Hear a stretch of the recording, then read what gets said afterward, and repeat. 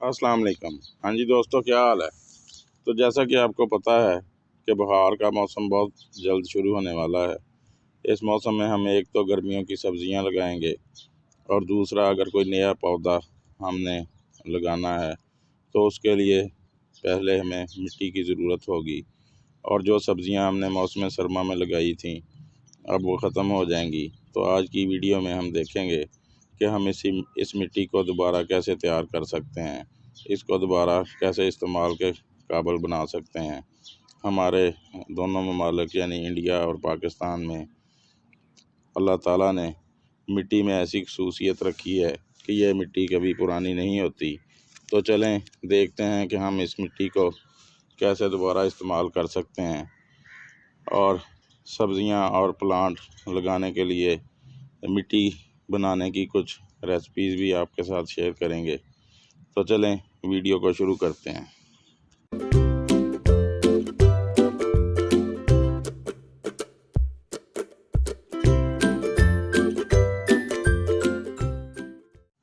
तो अगर आपने अभी तक हमारा चैनल सब्सक्राइब नहीं किया तो कर लें। अगर आपका वीडियो पसंद आए तो वीडियो को लाइक करें और दोस्तों के साथ शेयर भी करें। तो जैसा कि हमें पता है कि जब हमारे किसान खेतों से फसल काट लेते हैं तो उसके बाद वो उस अपने खेतों में हल चलाते हैं। वो इसलिए चलाते हैं ताकि मिट्टी नरम हो जाए और उसमें अगर कोई कीड़े मकोड़े हैं तो वो ख़त्म हो जाएं और कोई जड़ी बूटियां हैं तो वो ख़त्म हो जाएं और धूप लगने की वजह से मिट्टी खुशक हो जाए। तो इसी तरह हम भी जब घरों में किचन गार्डनिंग करते हुए कुछ सब्ज़ियां वगैरह उगाते हैं तो हमें भी कुछ इसी तरह के काम करने पड़ते हैं ताकि हमारी मिट्टी में भी नई ताकत पैदा हो जाए और फिर हम दोबारा उस मिट्टी में वो बीज लगाते हुए कुछ सब्ज़ियां लगा के तो भरपूर फसल हम उससे हासिल कर सकें। तो सबसे पहले अपने कोई गमलों में कोई मिट्टी है आपके, कोई ग्रो बैग में मिट्टी है तो उसको आप बाहर निकाल लें। उसको इस तरह से, जिस तरह से मैंने कुछ गमलों की मिट्टी ये निकाल कर ये मैंने ज़मीन पर फैला दी है।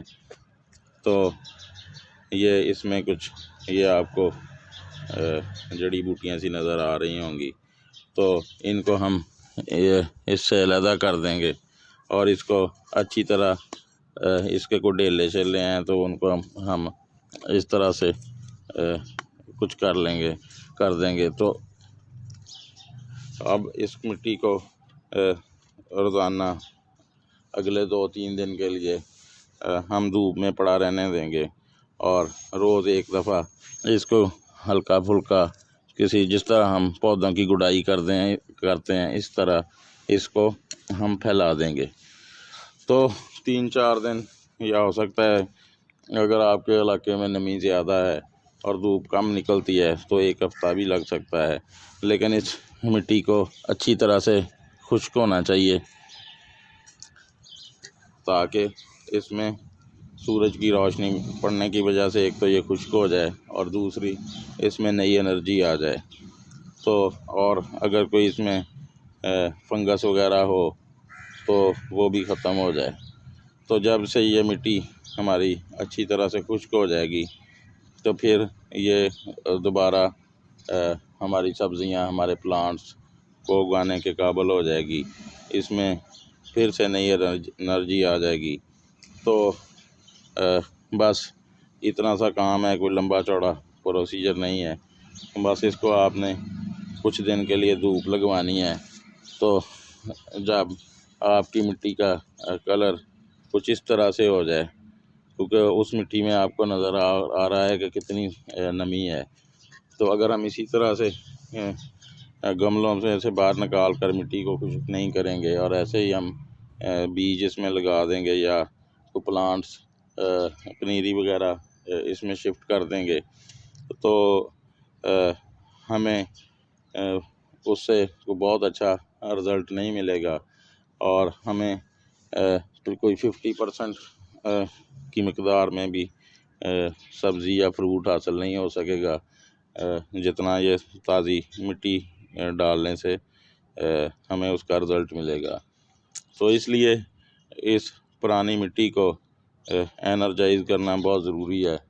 तो बस ये सिंपल सा तरीका है कि इसको धूप में फैला दें, तो 2-4 दिन 5 दिन जब ये मिट्टी अच्छी तरह से जैसी मिट्टी मैंने अभी आपको दिखाई है इसका कलर कोई इस तरह से हो जाए, तो फिर ये मिट्टी हमारी दोबारा इस्तेमाल करने के काबिल हो जाएगी, इसमें नई ताकत आ जाएगी।